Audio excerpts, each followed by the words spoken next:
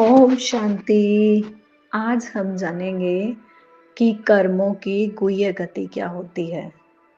हम आत्माएं जो भी करती हैं उसका रिटर्न हमें जरूर मिलता है। अच्छा कर्म करेंगे तो अच्छा फल मिलेगा, बुरा कर्म करेंगे तो बुरा फल मिलेगा। और ऐसे नहीं कि हमने किसी का कुछ बुरा किया और हमने शरीर छोड़ दिया, अगले जन्म में चले गए तो वो चुप्त हो जाएगा, बिल्कुल नहीं। हमने जो किया है वो हमें रिटर्न मिलेगा ही। भले हम एक चोला शरीर रूपी एक चोला बदलकर दूसरे चोले में चले जाएं, लेकिन हमें अपने कर्मों का हिसाब चुकतू करना ही पड़ता है। कई बार हम देखते हैं कि कुछ आत्माओं के साथ हमारी बहुत अच्छी बनती है और कुछ आत्माएं हमारे साथ ऐसा बर्ताव करती हैं कि जैसे दुश्मन हो। कितना ही हम उनको अच्छा ट्रीट करें लेकिन वो हमें हमेशा नफरत की निगाह से देखती हैं। इसका कारण है कि पिछले जन्मों में हमने उन्हें बहुत ज़्यादा कष्ट दिया है, जिसकी स्मृति हमें भूल गई है, लेकिन आत्मा में अभी भी वो फीड है। इसलिए वो अपना हिसाब पूरा करने के लिए हमारे पास आई है। अभी हमें देखना है कि हमें अच्छे कर्म करने हैं या बुरे। दुनिया में ये तो हमें जन्म से ही सिखाया जाता है कि किसी का बुरा नहीं करना चाहिए। लेकिन जब भगवान इस धरा पर आते हैं तो वो हमें एक स्टेप और बढ़ के सिखाते हैं कि ठीक है, हमने किसी का बुरा नहीं किया, लेकिन क्या अच्छा किया। जब भी हम फ्री बैठे हैं, मन से सभी को शुभ भावना शुभकामनाएं देते रहें कि संसार की सर्व आत्माओं का भला हो। इस बात का विशेष अटेंशन देना है कि आत्माओं का भला मांगना है, शरीर का नहीं कहना। मानो कोई बीमार है तो उसको आप कहो कि ये तंदुरुस्त हो जाए, और मान लीजिए वो तंदुरुस्त होके किसी का नुकसान कर दे, किसी के शरीर को नुकसान पहुंचा दे, किसी के साथ फ्रॉड कर ले, तो वो आत्मा का जो कार्मिक अकाउंट बना उसका तो बना ही है, साथ में हमारा भी बन गया, क्योंकि हमने उसके लिए दुआ की थी। इसलिए हमें सदा आत्माओं को दुआ देनी है, क्योंकि हर आत्मा शक्तिशाली बने। क्योंकि आत्मा जब शक्तिशाली बनेगी तो आत्मा अपने स्वधर्म में अपने सतगुणों से कार्य करेगी। सुख, शांति, आनंद, प्रेम, ज्ञान, पवित्रता और शक्ति, आत्मा अपने इन सद्गुणों के आधार पर कार्य करेगी। उसे इसकी समझ होगी। और जितनी आत्मा कमजोर होती है उतने ही शरीर और शरीर से जुड़े रिश्तों के अकॉर्डिंग, जैसे मान लो किसी ने हमारे साथ अच्छा किया है तो हमें याद है कि फलाने ने हमारे साथ ऐसा किया, किसी ने हमारे साथ बुरा किया है तो हमें याद है फलाने ने हमारे साथ बुरा किया। जब भी हम उस आत्मा को उसको याद करते हैं, उसकी मतलब हमें देह ही याद आती है, तो हमें उसके कर्म याद आते हैं कि इसने मेरे साथ ऐसा किया, तो हम अंतर मन में उसके लिए जो नेगेटिव पालते हैं उसका रिटर्न हमें देना ही पड़ता है। इसलिए सबके प्रति शुभ भावना शुभकामना।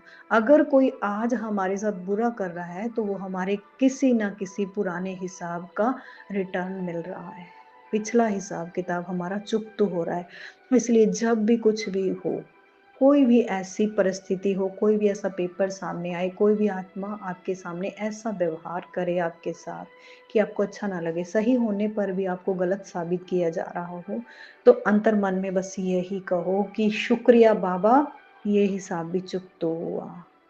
और अगर ज्यादा ही मन परेशान होता है तो भगवान को देते जाओ अंतर मन से कि शिव बाबा, मैं तो आपका बच्चा हूँ, मैं तो आपकी पवित्र आत्मा हूँ। जो भी मैंने इस आत्मा के साथ बुरा किया वो अनजाने में किया, क्योंकि उस समय मुझे समझ नहीं थी ना, आत्मा की समझ नहीं थी।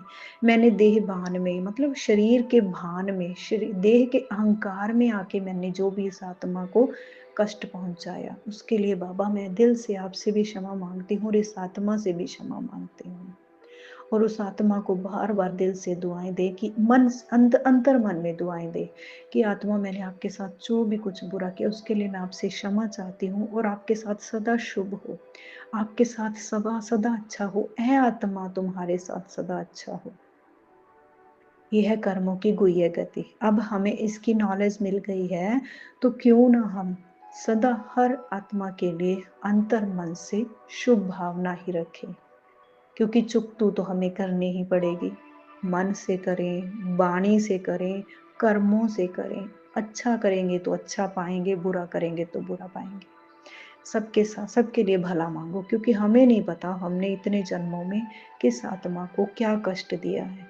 तो सदा अपने अंतर मन से परमात्मा पिता को साक्षी मानकर कि ए परम पिता परमात्मा, मैं सृष्टि की हर आत्मा वो संसार के किसी भी कोने में बैठी है, उसको अगर मैंने मन, वचन, कर्म से कभी भी कोई दुःख दिया है, कोई कष्ट दिया है, तो मैं आपसे दिल से क्षमा माँगती हूँ, क्षमा माँगती हूँ, क्षमा माँगती हूँ।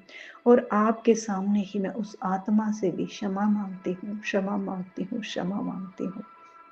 और जिस आत्मा ने मुझे दुःख कष्ट दिया है, मुझे लगता है कि मुझे कोई दुःख दे रहा है, कोई कष्ट दे रहा है, तो मेरा हिसाब, लेकिन मुझे लगता है तो भी मैं उस आत्मा को दिल से क्षमा करती हूँ, क्षमा करती हूँ, क्षमा करती हूँ।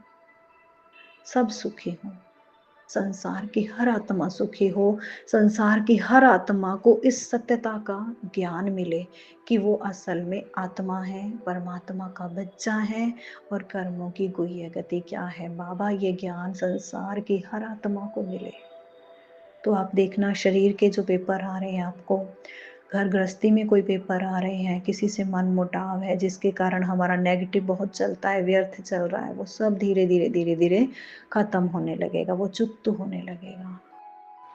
इसलिए परमात्मा पिता जब जब धरा पर आते हैं तो बार बार हमें यही अटेंशन दिलवाते हैं कि खुद को आत्मा समझो, कि मैं इन कानों से सुनने वाली, इस मुख से बोलने वाली, सदा शुभ संकल्प करने वाली, सबका भला चाहने वाली, सबको दुआएं देने वाली आत्मा हूँ। मैं ये शरीर नहीं, शरीर को चलाने वाली चेतना शक्ति हूँ, ताकि हमारा किसी के साथ कोई भी नेगेटिव अकाउंट ना बने। देह को देखेंगे तो देह से जुड़े हुए उनके किए हुए हमारे साथ बर्ताव याद आएंगे, लेकिन आत्मा देखेंगे तो सबकी आत्मा प्योर है, आत्मा में किसी में भी कोई दाग नहीं है।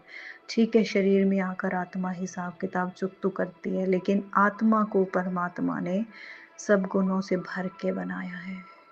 थैंक यू बाबा। ओम शांति।